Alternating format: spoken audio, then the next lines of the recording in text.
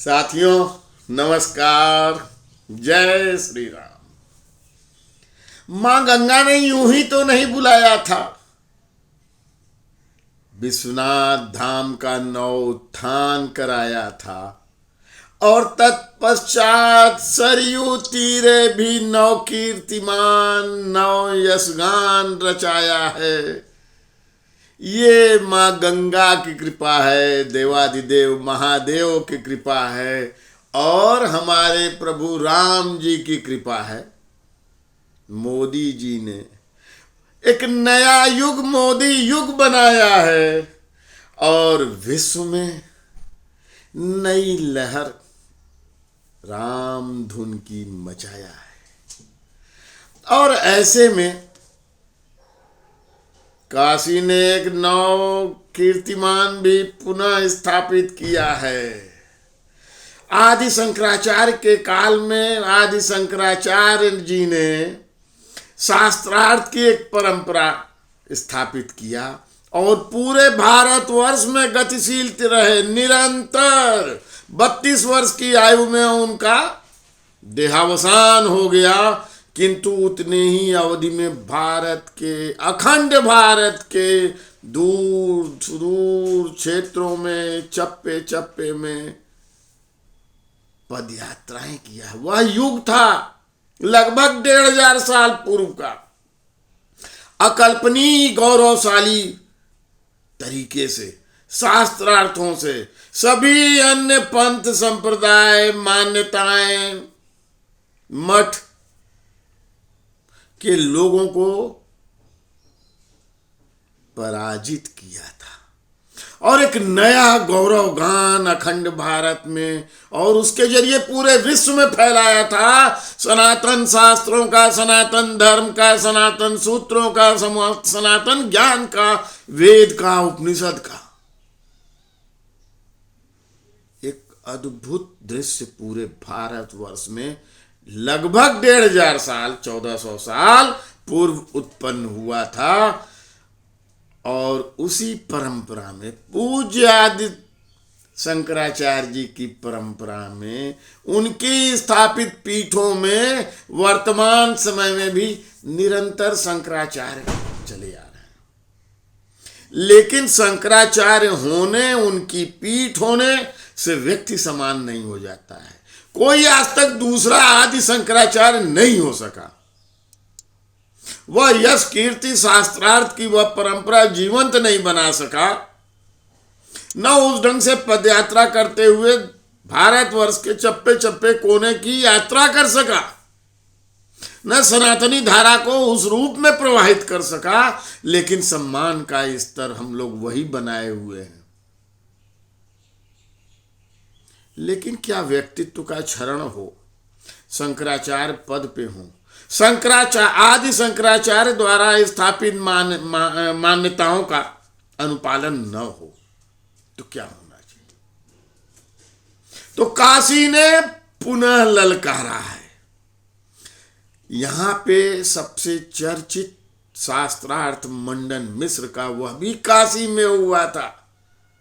और फिर से काशी ने जो दिव्य सनातन जीवंत शहर, मानव सभ्यता का प्राचीनतम शहर, विश्व का प्राचीनतम शहर, नगर और जीवन शहर, देवाधिदेव महादेव का शहर, सनातनी ज्ञान परंपरा, ज्योतिष, गणित, वेद का आज भी सर्वमान्य केंद्र काशी ने पुनः ललकारा है और शास्त्रार्थ परंपरा को जीवंत बनाने के लिए आह्वान किया है।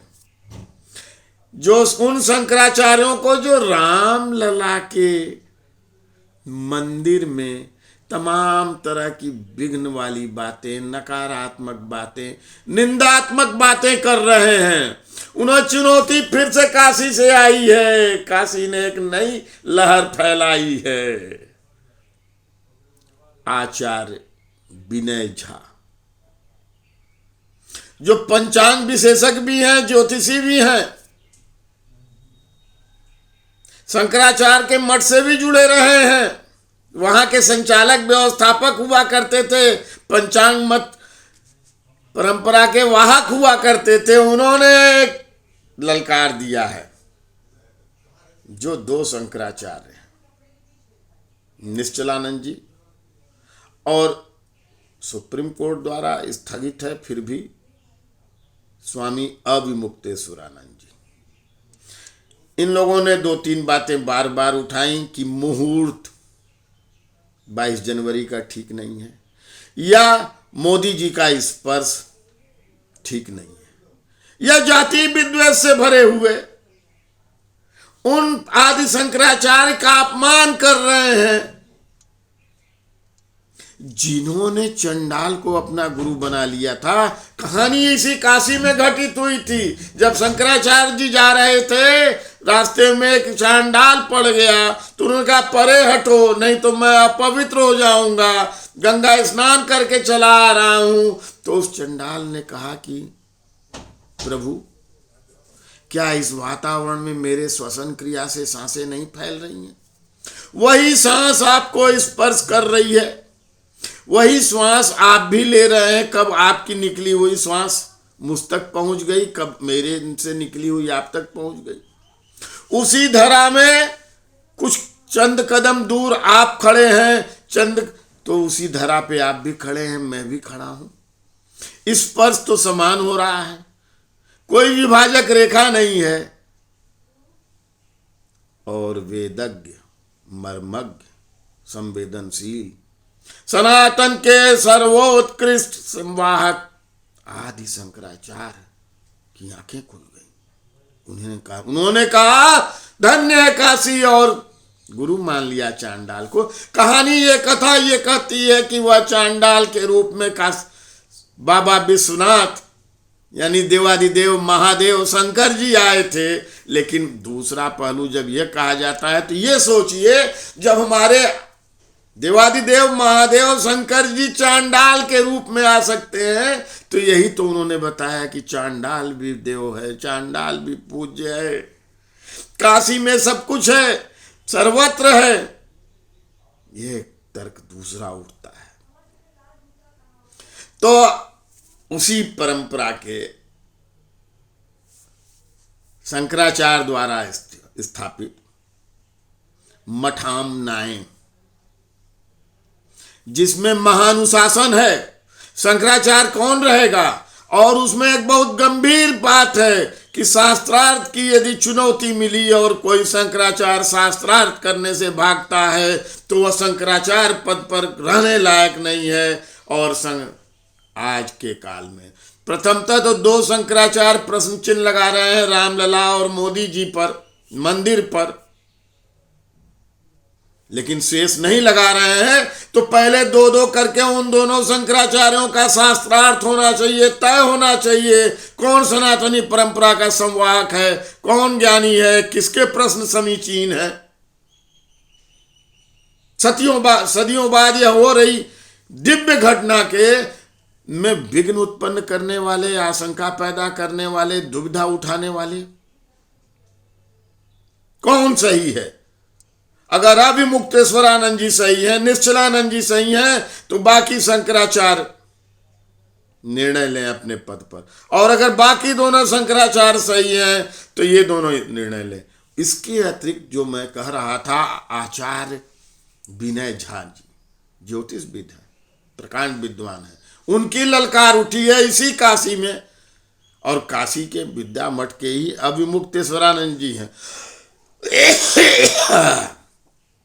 तो उनको शास्त्रार्थ की चुनौती, अभिजीत मुहूर्त के बारे में, 22 जनवरी के बारे में, जो कई पंचांगों में पहले से उल्लिखित है, उसके बारे में चर्चा करनी चाहिए, शास्त्रार्थ करना चाहिए। और यह सिद्ध होना चाहिए यह मुहूर्त सही था या राजनीतिक था या अनुचित था, शास्त्र विहित था।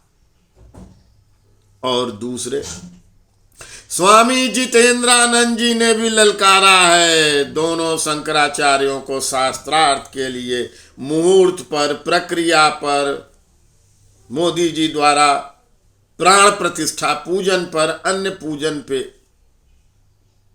इसके अतिरिक्त गणेश्वर शास्त्री जिन्होंने मुहूर्त निकाला था, उन्होंने भी दहाड़ा है। काशी के 3 विद्वानों ने ललकारा है, शास्त्रार्थ की चुनौती दिया है। तो आदि शंकराचार्य के नियम का पालन करते हुए अविमुक्तेश्वरानंद जी, निश्चलानंद जी अवश्य ही शास्त्रार्थ करेंगे। इस बात का आह्वान हर काशीवासी कर रहा है, हर सनातनी कर रहा है, हर भारतवासी कर रहा है। पुरजोर आवाज उठाइए, समय आ गया है। शास्त्रार्थ की दिव्य परंपरा, भव्य परंपरा, गौरवशाली परंपरा को पुनर्जीवित होते ही एक नया युग का जो प्राकट्य है, पूरे विश्व में एक राममय वातावरण है, उसके बोध को गहरे बनाएं, हृदयंगम करते चले। गंगा से सरयू की यात्रा एकदम अद्भुत निराली हुई है। जय जय श्री राम, हर हर महादेव।